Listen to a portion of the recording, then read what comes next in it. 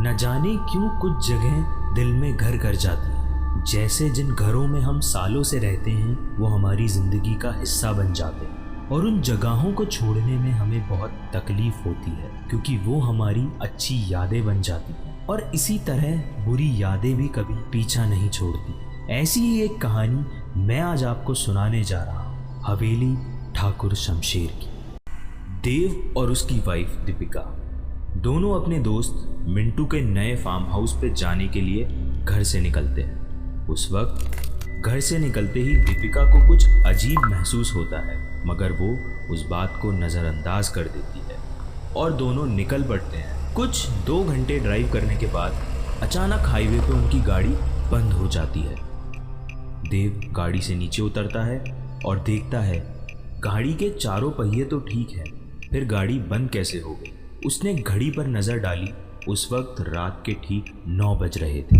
फिर उसने गाड़ी का बोनट खोला और गाड़ी ठीक करने की कोशिश की, पर लगभग 20 से 25 बार कोशिश करने पर भी गाड़ी स्टार्ट ना हो सकी। उसने सोचा शायद गाड़ी में कुछ मेजर प्रॉब्लम हो गई। देव ने मोबाइल चेक किया पर उसमें नेटवर्क नहीं था। फिर उसने गाड़ी के पिछली सीट पर सोई अपनी पत्नी दीपिका को आवाज़ दी, दीपिका, अरे ओ दीपिका, उठो जल्दी, आज की रात हमें किसी गेस्ट हाउस या होटल में बितानी होगी क्योंकि गाड़ी खराब हो गई है। हमेशा की तरह दीपिका नींद में ही बड़बड़ाती हुई उठी और बोली, देव, तुमसे एक काम ठीक से नहीं होता। तुमसे कितनी बार कहा है कि अपनी खटारा कार बेचकर नई ना सही कम से कम एक सेकंड हैंड कार ही खरीद लो, लेकिन नहीं, तुम्हें तो अपनी खटारा कार ही चलानी है। ये कार खटारा होगी तुम्हारे लिए, अब अपना हैंडबैग उठाओ और चलो। फिर दोनों जंगल की कच्ची सड़क छोड़कर मेन हाईवे पर आ जाते हैं। उसी वक्त उन्हें जंगल में दूर कहीं से भेड़िए की रोने की आवाज़ आने लगती है। वह आवाज़ें उस काली रात को और भी खौफनाक बना रही थी। दोनों लगभग आधा घंटा चलते रहे पर ना कोई लिफ्ट मिली और ना ही कोई होटल। दीपिका बोली, देव, तुम्हारे बेवकूफ़ दोस्त रोहन ने ये कौन सी वीरान में फार्म हाउस खरीदा है जहाँ दूर दूर तक ना कोई इंसान है ना उसका एहसास। अचानक आसमान में ज़बरदस्त बिजली कड़कती है और उन दोनों की रूह कांप जाती है। तभी चलते चलते बिजली की चमचमाती तेज रोशनी में उन्हें एक पुरानी हवेली दिखाई देती। वो दोनों तेज़ी से दौड़ते दौड़ते उस हवेली के पास पहुँचते हैं। हवेली के गेट पर उन्हें कोई वॉचमैन नज़र नहीं आता। वो दोनों गेट खोलकर हवेली के दरवाजे के पास पहुंचते। दरवाजे के पास डोरबेल के नाम पे एक पुरानी रस्सी किसी सांप की तरह लटक रही। उसे देव ने 2-3 बार खींचा पर अंदर से किसी भी घंटी की आवाज़ नहीं आई। फिर दीपिका ने दरवाजे पर खटखटाने के लिए हाथ आगे बढ़ाया, लेकिन उससे पहले ही अंदर से एक भारी आवाज़ आई, अंदर आ जाओ, दरवाज़ा खुला है। उन्हें थोड़ा अजीब लगा क्योंकि अंदर से किसी भी घंटी की आवाज़ नहीं आई और ना ही उन्होंने कोई आवाज़ दी। फिर वो दोनों दरवाज़ा खोल के अंदर गए। दरवाजे के ठीक सामने झूले पर उन्हें एक आदमी शाही अंदाज में सिगार पीता नजर आया।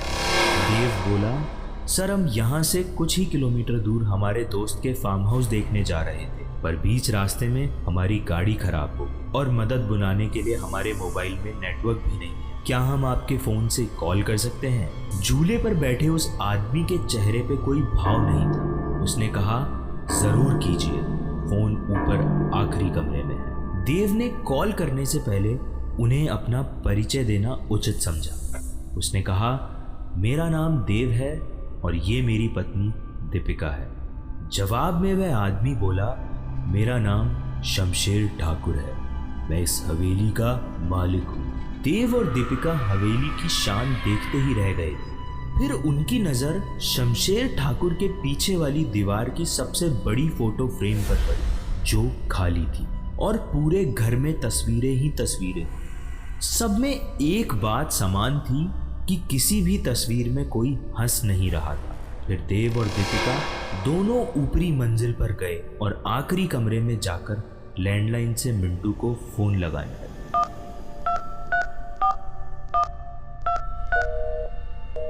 बहुत बार कोशिश करने पर भी फ़ोन लग नहीं रहा था।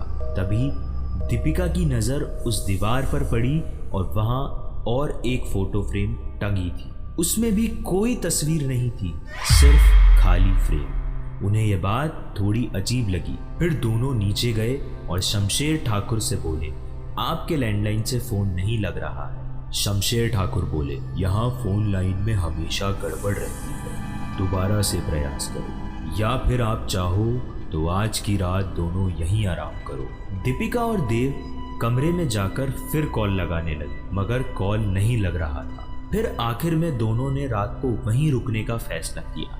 बेड पर लेटते ही दोनों की आंख लग गई। रात के ठीक 2:30 बजे देव की नींद अचानक से खुल गई और वह एक बार फिर से अपने दोस्त को फोन लगाने लगा, लेकिन उस वक्त भी फोन पूरी तरह डेड था। हाथ से फोन नीचे रखते हुए देव की नजर दीवार पर गई और सामने नजारा देख के मानो उसके चेहरे का रंग उड़ गया, क्योंकि कुछ घंटों पहले देखी हुई खाली फ्रेम में अब उन दोनों की तस्वीर और उसके नीचे लिखी थी उनकी मौत की तारीख। उसने दीपिका को उठाया और उसे तस्वीर दिखाई। वह बोली, यहाँ कुछ तो गड़बड़ है। देव हमें अभी के अभी यहाँ से निकलना होगा। फिर दोनों ने वहां से सरपट दौड़ लगाई। सीढ़ियों से वह दोनों तेजी से नीचे उतरने लगे, पर उतरते वक्त सीढ़ियों पर उन्हें 4 पैरों की जगह 6 पैरों की आवाज आ रही। अब वे दोनों काफी डर चुके थे। कुछ भी करके उन्हें बस दरवाजा खोल के बाहर भागना था। दरवाजे के पास पहुंचने के बाद जब दोनों ने उसे खोलने की कोशिश की, तब उनकी हर कोशिश नाकाम रही, क्योंकि दरवाजा किसी ने बाहर से बंद कर दिया था और अब वे दोनों उस भूतिया हवेली में कैद हो चुके थे। देव और दीपिका दरवाजा पीट रहे थे, मदद के लिए चिल्ला रहे थे। उसी वक्त बदकिस्मती से बिजली चली और मौत ने अंधेरे की चादर से सब कुछ ढक लिया। चारों तरफ घोर सन्नाटा फैल गया। दीपिका अपने कांपते हाथों से मोबाइल की टॉर्च चालू करती है। जैसे ही उसने टॉर्च चालू की, उसकी रोशनी सबसे पहले सामने वाली उस बड़ी फोटो फ्रेम पर पड़ी, जिस फ्रेम को आते वक्त उन दोनों ने बिना तस्वीर के देखा था। उस खाली फोटो फ्रेम में अब झूले पर बैठे शमशेर ठाकुर की तस्वीर शैतानी मुस्कान दे रही और अगले ही पल शमशेर ठाकुर तस्वीर से धीरे धीरे गायब होने लगे और उसके नीचे रखा हुआ झूला बिना हवा के झूलने लगा।